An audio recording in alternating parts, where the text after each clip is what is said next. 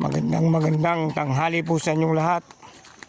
Ari po ang mga tanim ng aking magulang dito sa Camarines Norte, na kami po'y nahingi ng tulong sa inyo na ito po'y 14 taon na silang na aalaga ng lupa na ito.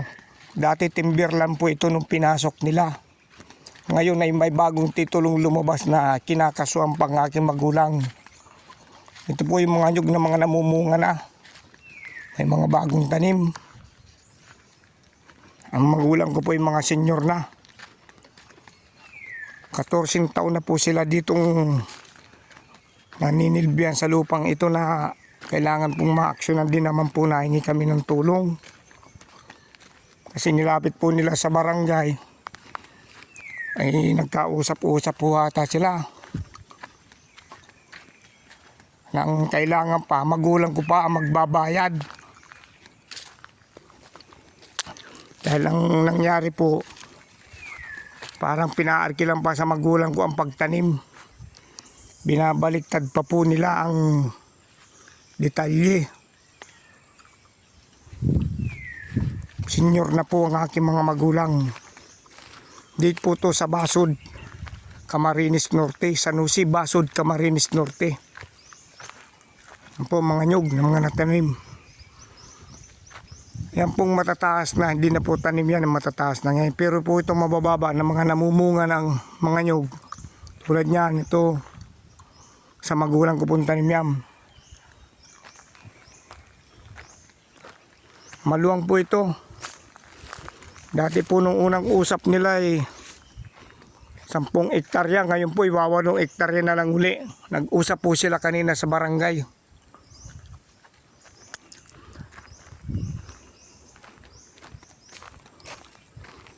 Ito po ang mga nyugan.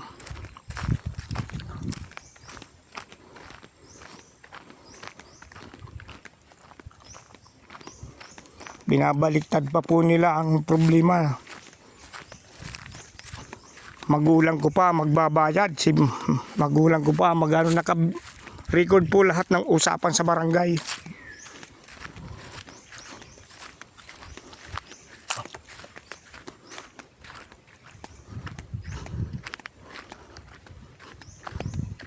Kung ano pong desisyon ang gusto mangyari ng isang kagawad Lucy Pahardo, ay bigyan ng magulang ko ng pamasahe. Hindi naman maaari siguro pamasahe na lang ibibigay. Saan pupunta ang magulang ko? Ayan po mga nyug, mga namumunga.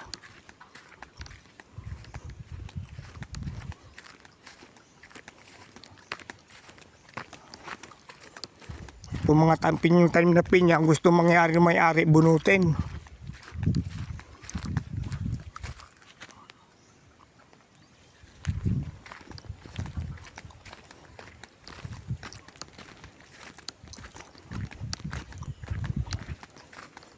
Maluwang po itong nyugan na ito.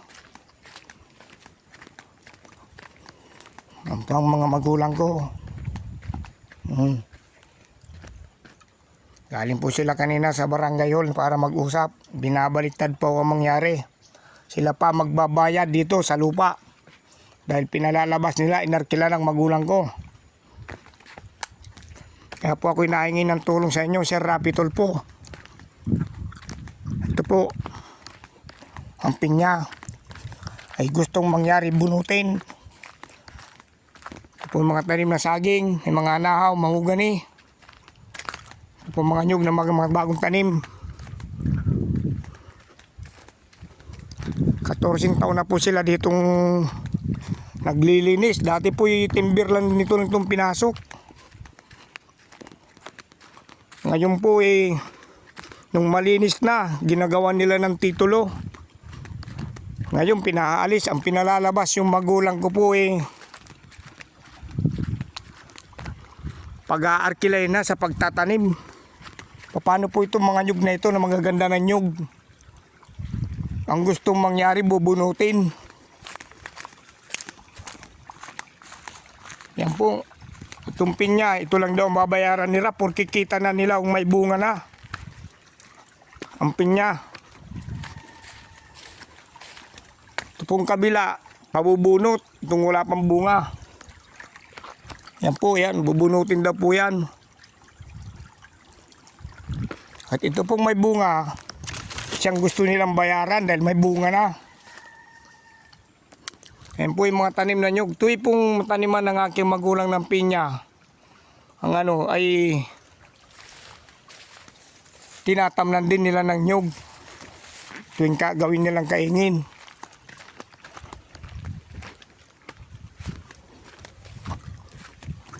Ito po ang mga nyug, mga nanamumunga, mga tanim ng aking magulang.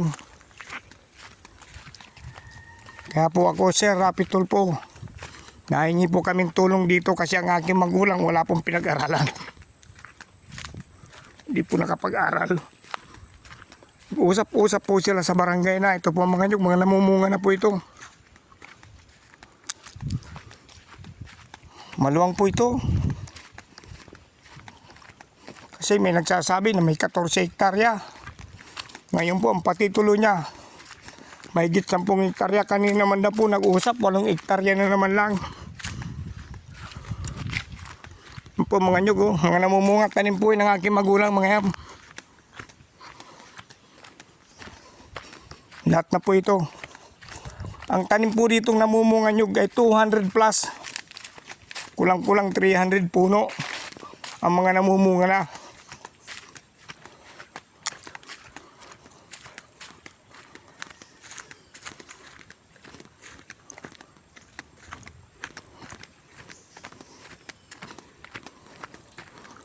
Ayan po ang mga nyug ng mga namumunga.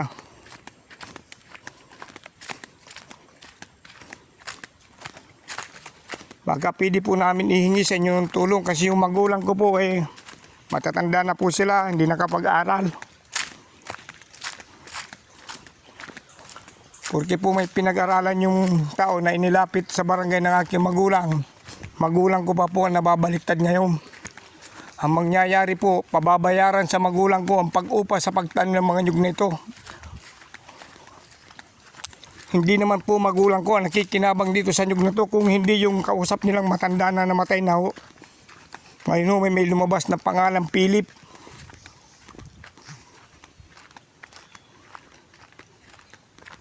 Na siya pong nagpatitulo ng lupa na ito.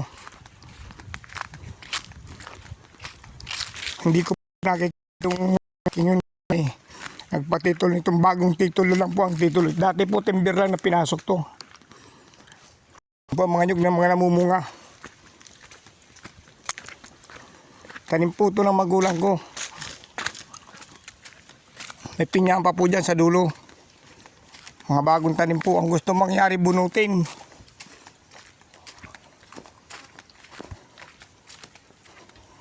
Tinaningan po ang magulang ko ng 2 buwan lang po na lumas na dito. Sinabihan po ang aking magulang ng isang kagawad na kahit konsiderasyon na pamasahe kung hindi ko alam kung saan gagamitin na pamasahe ng magulang ko.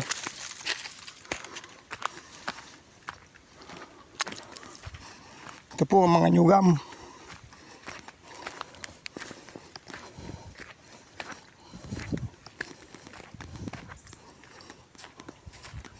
Kaya po ako'y nahingi sa inyo ng tulong, Sir Rapi Tulfo. Dito po ito sa San Jose, Basod, Camarines Norte, Dait. Ito pong iba mga bagong taniman nyug. Dahil pagka yung ano po, kinakaingin nila to. Ito po yung mga pinyahan ng mga bagong tanim. Yan po. Yan po ang mga nyug ng mga bagong tanim din. Ito yung magkano po sila, tinatamnan na nila. Yan po yung nyug ng mga tanim ng magulang ko.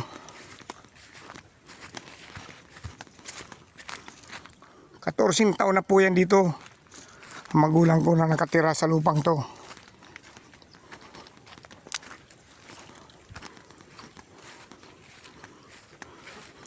Maluwang po ito. Ako po'y palubat na nga lamang. Kaya lang tinitiis ko po nga sa bundok po ako. Yan po, puno ng nyug yan, oh. Mga nakatanim na ninyog. Ito po ang pinyahan na malapit na rin yung abunuhan. Ang gustong mangyari mayari, bunutin. At sila'y palalayasin ako dito.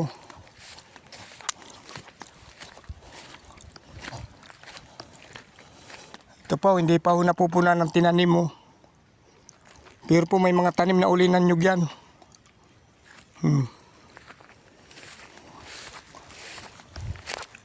Kami po ay nahingi ng tulong sa inyo, Rapitol po. Kung paano po ang lakad ng ganitong sa may hirap na walang pinag-aralan. Yan po ang mga nyug. Mga namumunga na po yan. May mga saging din pong tanim.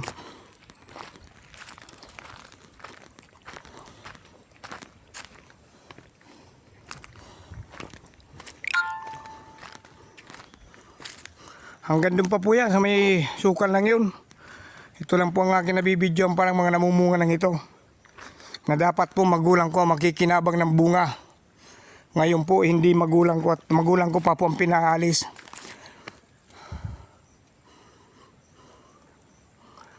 Kasi po ang usapan dito nila nung namatay na kausap nila matanda na ay verbal na usap, wala silang pinangahawakan na papel.